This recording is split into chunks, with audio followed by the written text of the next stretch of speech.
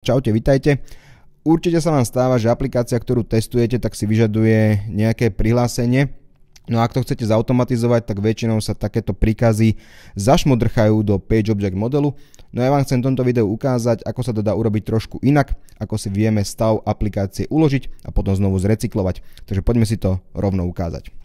Test, ktorý tu máme pred sebou, tak je trošku taký spomalený zatiaľ, ale poďme si ukázať, čo vlastne robí. On na začiatku otvorí stránku, najskôr tu má v ceste tieto cookies, takže tie akceptuje a potom sa chce prihlásiť, takže zadáme e-mail, zadáme heslo.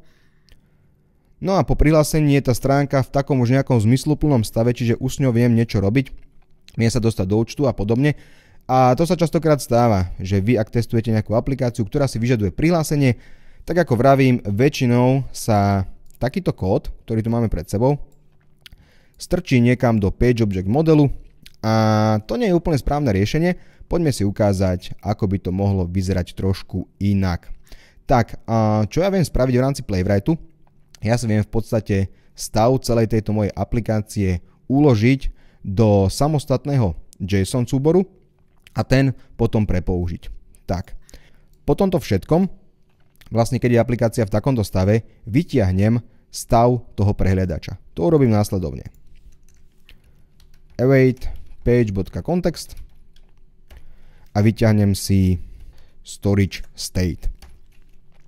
Uložím si ho niekam v rámci môjho projektu, zadám si teda path a uložím si ho napríklad do, ja neviem, out.state.json.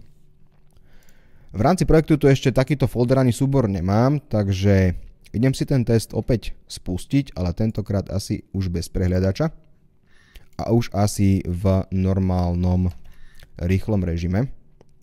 Takže keď si ho teraz spustím, poďme sa pozrieť, čo sa stane. Dobre, test mi prešiel. Teraz, keď sa pozriem naspäť do projektu, tak vidím, že tu hore mám nový priečinok, že out, a v ňom state.json. Keď sa do neho pozriem, tak v podstate toto je celý ten stav stránky a všetky cookies, ktoré si o mne uložila, keďže som ich povolil. No a keď sa na to pozrieme trošku bližšie, tak tu mám napríklad preferovanú menu, v ktorej chcem platiť, prípadne tu mám, dajme tomu, to, že som s tými cookies súhlasil. A rovnako tu mám informáciu aj o tom mojom tokene, ktorý vlastne drží ten login.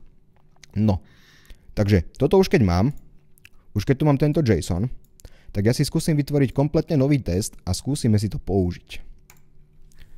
test2.spec.ts. Vytvorím si tu nový test, ten sa bude volať, že test. A zatiaľ si iba nechám otvoriť stránku.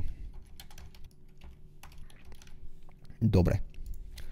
Teraz keď si to uložím a môžem asi aj s prehľadačom, tak si pozrieme, že v akom stave sa tá stránka otvorí pred.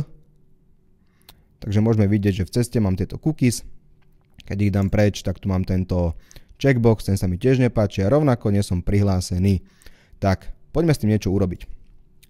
Ja môžem na začiatku povedať test.use, že všetky testy v rámci tohto súboru budú používať nejaký storage state a to bude ten môj out.state.json.